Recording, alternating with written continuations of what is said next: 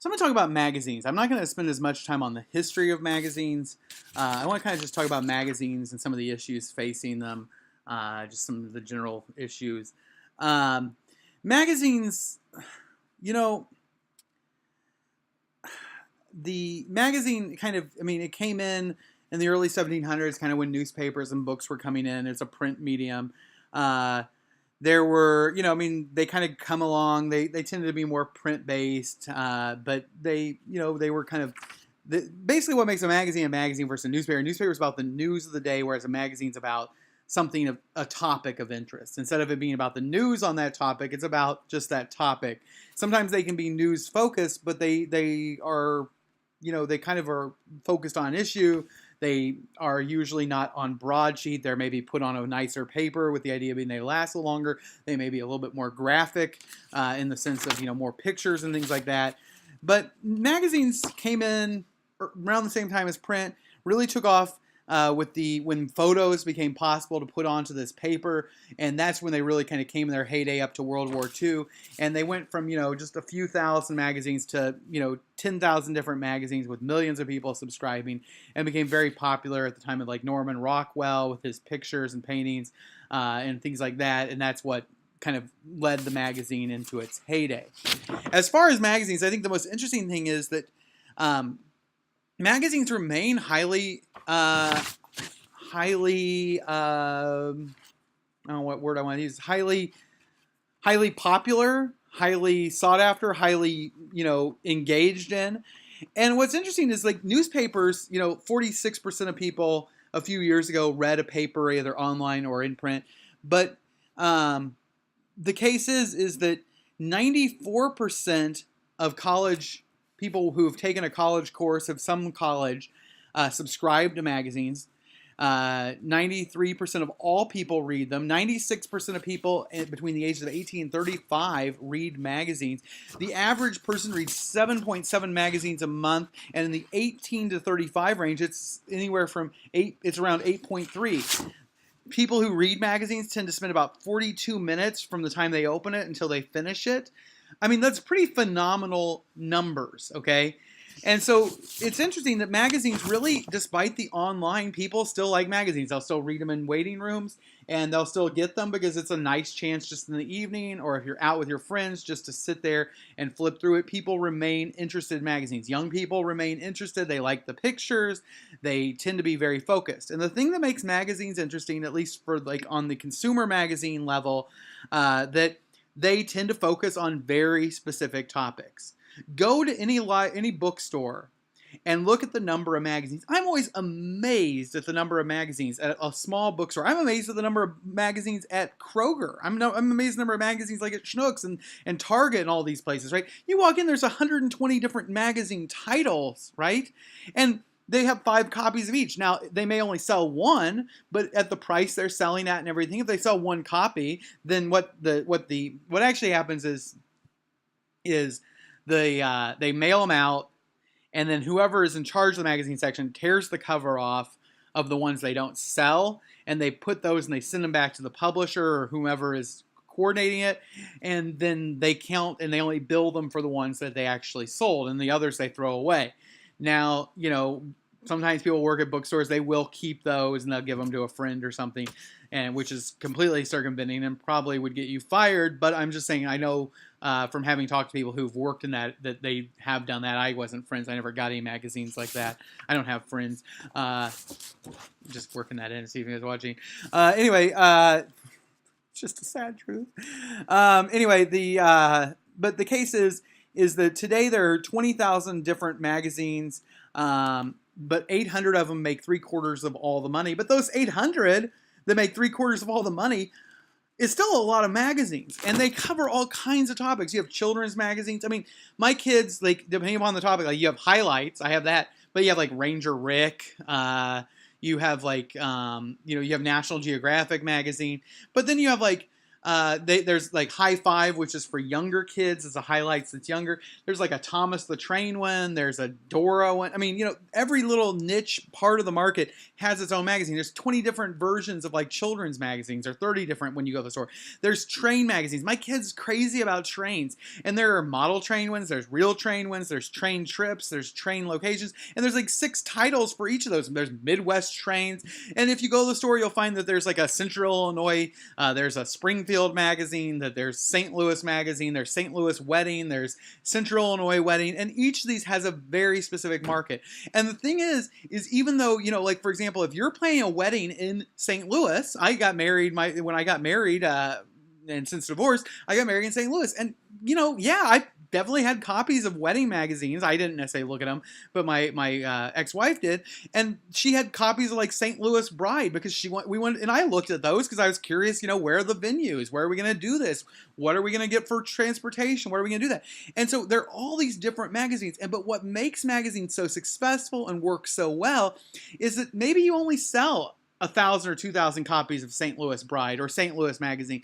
But the people who buy that, who are buying St. Louis Bride, are people who are going to be St. Louis Brides. And guess what St. Louis Brides do? They spend money on limos and photographers and caterers and venues and churches and flowers, and there's a million things. And so if you're a florist, you better have your ad where they can see it. That way they know you are one of the people that is known. You have beautiful pictures. You have a beautiful thing. And so advertising is very clear. There's a very clear set of people who want to advertise. There's a very clear demographic of who's going to read this magazine. This is a fragmented audience. You talk about books having fragmented audiences and very specific audience. Magazines cater very specifically. My kids love train magazines. My kids, they love trains, right? And so they're interested in going places where they can see trains. They love their model trains. They love their little Thomas the Toy wooden trains. They love trains. The younger one, not as much as the older one. The older one, just, like all kids go through a train phase. His has never ended. He loves the train. And so, for example, I'm looking at maybe getting him another electric train. Well, I don't know what the train models are. I don't know what's the best. So those magazines tell me all about it. I can special order ones. I can do this and that. I know about different Bachmann track versus just standard track versus, I forget the other major train, model train, like for electric train manufacturer. But I mean, those are all things. And like, I just had my dad build my kids a train table. And that, I looked through the magazine, they had how to build train tables. And here's where you can order them if you want to order them, where they're in mod. So you can kind of put the electric train and you can glue it on. But because you don't want a table that, takes up, 8 feet by 12 feet. I mean, where in the world am I going to store that? I put it in little sections. I can work on each section. Then we put it together, and I gave me ideas on how to do that. And so these things, because I'm interested in that, because my kids are interested in that, that gives the advertisers that a perfect place to do it. And so magazines continue to be popular because even though, maybe you don't care about Time magazine, maybe you don't care about Vogue, maybe you don't care about whatever, but if you have an interest in one of these topics, you will read that magazine, you will look at it, and you will be engaged, and it will give you a lot of other things. But because that it's so targeted, there becomes kind of this incestuous relationship between the advertisers and the editorial. In a newspaper, typically the advertising department's over here, and there's a firewall between it, and there's no interaction between advertising and the newsroom. But in the magazine, there's more of a fluid sense, right? The things that our advertisers are selling are the same things our people are interested in, so we want to write about that because they want to know.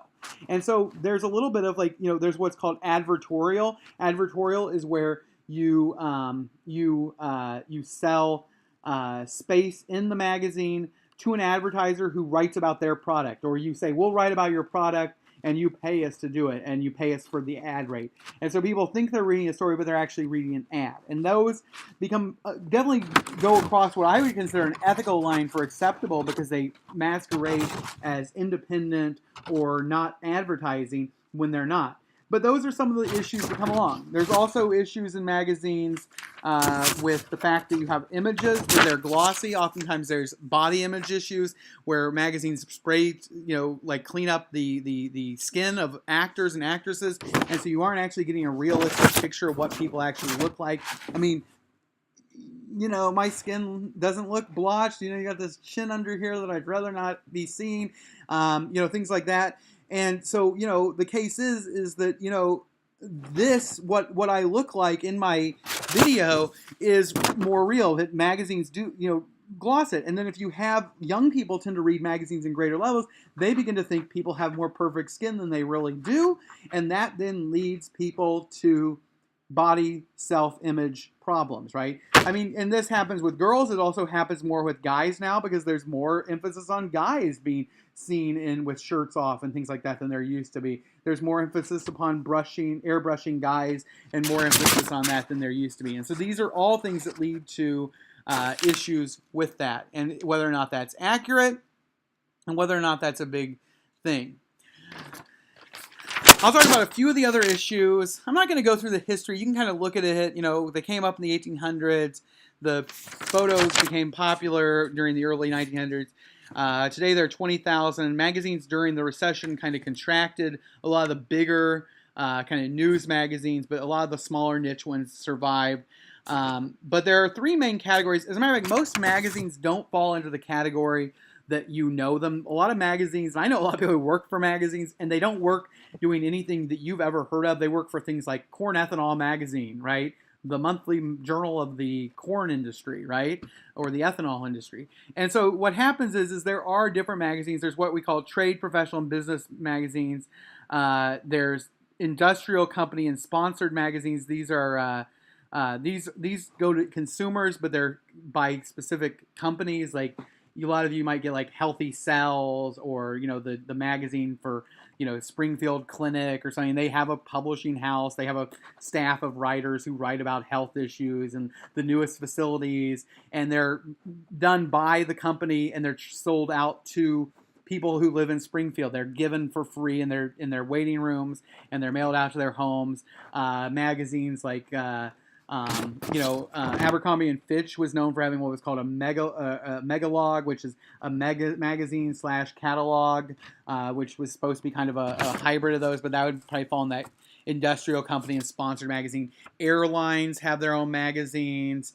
A lot of large corporations. Amazon might have its own magazine for workers, things like that. Trade magazines are the ones like the ethanol one, entertainment industry, or like Gas Station Weekly, C-Store magazine, like it's about convenience stores, the grocery store, the whatever the industry is. And then there's what we know of, which are consumer magazines. And consumer magazines are the things you see when you go to the store. Those are one consumers buy. And the thing about those is there's 19 categories: youth, women's, Sunday newspaper, the magazine is Sunday newspaper, sports, ESPN magazine, Sports Illustrated, political opinion, your National Review, your some of these like the Federalist, maybe, political opinion, news magazines, Time, Newsweek, men's magazines, Playboy, Vogue, what's the big men's magazine? Well, Maxim, literary like Harper's, and New Yorker. Gray, that's for old people. Geographical, like St. Louis Magazine, Springfield, Central Illinois Magazine. General interest are just magazines that are they're not news, they're just kind of general interest. People, that's kind of a little bit entertainment, but that's maybe general interest. That kind of thing. Family, fashion, ethnic, ebony, things like that. Computer, children's, celeb and entertainment, business, and alternative, which is your alternative areas, whatever those specialty areas would be. And so there's a variety, and they each have their niche market. They each have their own thing. I'm going to wait here so we can just start the next one in one new video.